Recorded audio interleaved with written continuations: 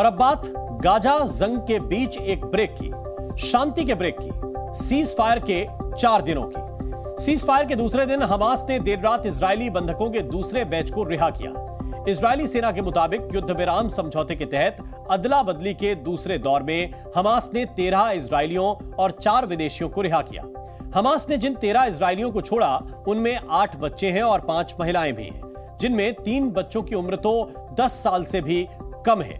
Israeli बंधकों को लाने के लिए रेड क्रॉस कर्मचारी गाजा पहुंचे, जहां हमास के आतंकियों ने एक एक कर 13 इजरायलियों और थाईलैंड के 4 नागरिकों को उनके सुपुर्द किया।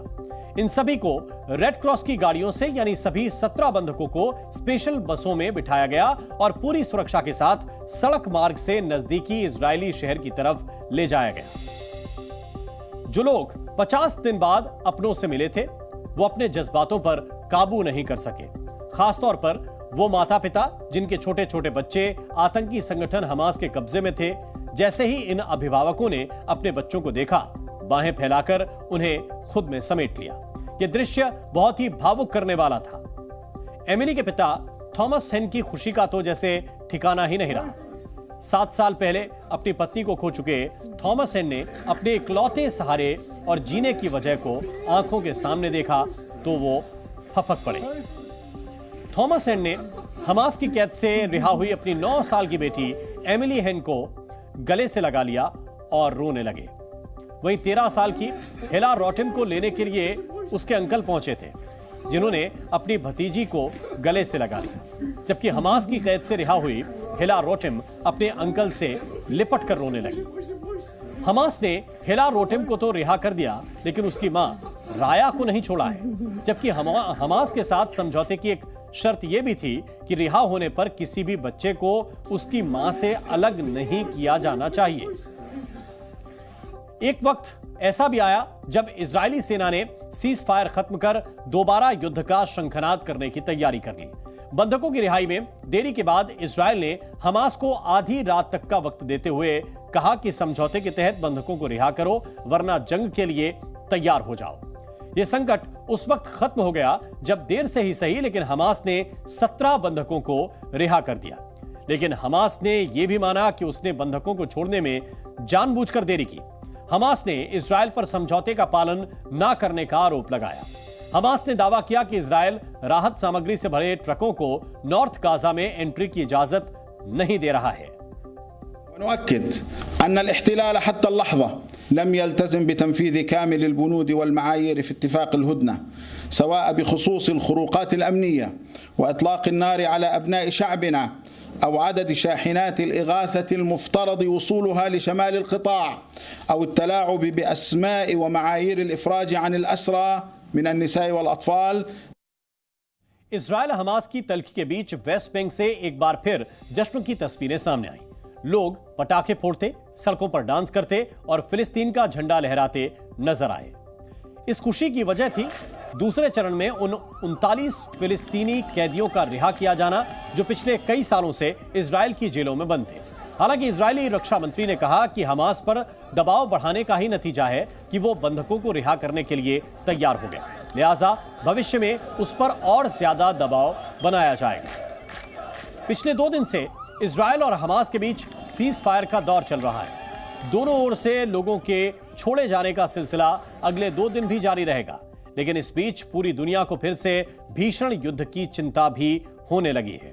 दोनों ओर से 4 दिन के युद्ध विराम की घोषणा के बीच गाजा पट्टी की वो तस्वीरें सामने आई हैं जो बता रही हैं कि गाजा पट्टी में सिर्फ अब धूल मिट्टी ही बची है, सिर्फ मलबा ही बचा है।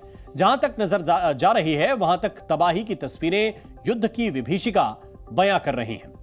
कभी यहां शहर हुआ करता था, कभी यहां भी लोग रहा करते थे, कभी इन जगहों पर रोजाना लोग अपने घरों से काम के लिए बाहर भी निकला करते थे और बच्चे स्कूल भी जाते थे। लेकिन अब यहां पर सन्नाटा पसरा हुआ है। पूरे शहर का रंग बदरंग हो चुका है। शहर अब पूरा खंडहर में तब्दील हो चुका है। इजरायल करीब 40 किलोमीटर के गाजा क्षेत्र को पूरी तरह से तबाह कर चुका है। और तबाही की इन तस्वीरों के बीच एक बार फिर सीज फायर का वक्त पूरा होने के बाद गाजा बॉर्डर पर डटे इजरायली सेना के टैंक अपनी बारी का इंतजार कर रहे हैं। अगले 48 घंटे बाद फिर यही टैंक आग उगलेंगे। गाजा बॉर्डर से ऐसी तस्वीरें सामने आ रही हैं जिन्हें देखकर यह समझा जा सकता है कि यह तूफान से पहले की शांति है। यानी जब तक सीज फायर के चलते बम और बारूद के धमाकों की आवाज थमी हुई है तब तक तो सब कुछ ठीक है, वरना गाजा बॉर्डर पर खड़े टैंक किसी भी वक्त हमास की ओर बम के गोले फेंक सकते हैं।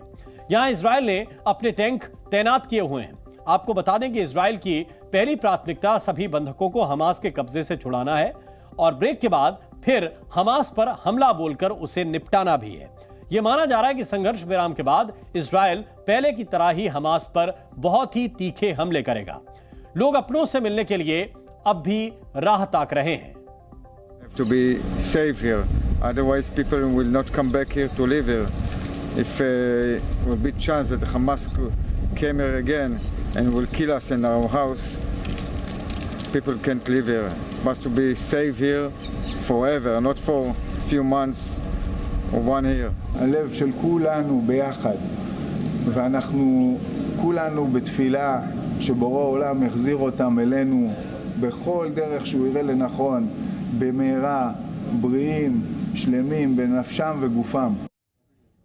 आपको बता दें कि गाजा जंग में अब तक इजराइल के 1200 लोग मारे जा चुके हैं, जबकि गाजा पट्टी पर 14,000 से ज्यादा लोग मारे जा चुके हैं।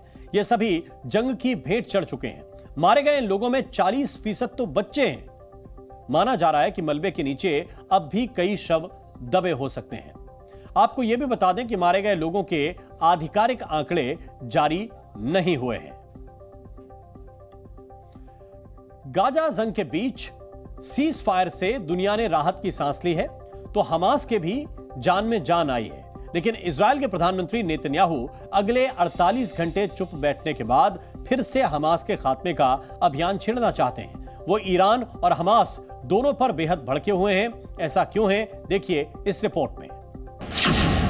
4 दिन की शांति, फिर बम बारूद वाली रात, युद्ध विराम के बाद विध्वंसक युद्ध का अलार्म, हमास के बाद ईरान से नेतन्याहू का इंतकाम, बंधकों को छुड़ाने के बाद बम वर्षा, हमास इजराइल युद्ध के 48 दिन बाद राहत की तस्वीरें आने वाले बड़े खतरे की ओर इशारा कर रही है। बंधकों की रिहाई के बाद बड़ी लड़ाई की स्क्रिप्ट तैयार हो चुकी है। एक और सीज फायर के दूसरे दिन हमास ने देर रात इजरायली बंधकों के दूसरे बैच को रिहा किया। युद्ध विराम समझौते के तहत अदला बदली के दूसरे दौर में हमास ने 13 इजरायलियों और 4 विदेशियों को रिहा किया। हमास ने जिन 13 इजरायलियों को छोड़ा उनमें 8 बच्चे, 5 महिलाएं हैं, जिनमें से 3 बच्चों की उम्र 10 साल से भी कम है। वहीं बदले में इजराइल ने 39 फिलिस्तीनी कैदियों को हमास के हवाले किया। इजरायली बंधकों को लाने के लिए रेड क्रॉस कर्मचारी गाजा पहुंचे, जहां हमास के आतंकियों ने 17 बंधकों को उनके हवाले किया, जिसके बाद रेड क्रॉस के कर्मचारी रिहा किए गए। सभी 17 बंधकों को लेकर राफा बॉर्डर होते हुए इजराइल पहुंचे। सीज फायर और बंधकों की अदला बदली के बीच इजराइल के प्रधानमंत्री बेंजामिन नेतन्याहू ने एक बार फिर ईरान को लेकर अपने बारूदी इरादे जाहिर कर दिए हैं।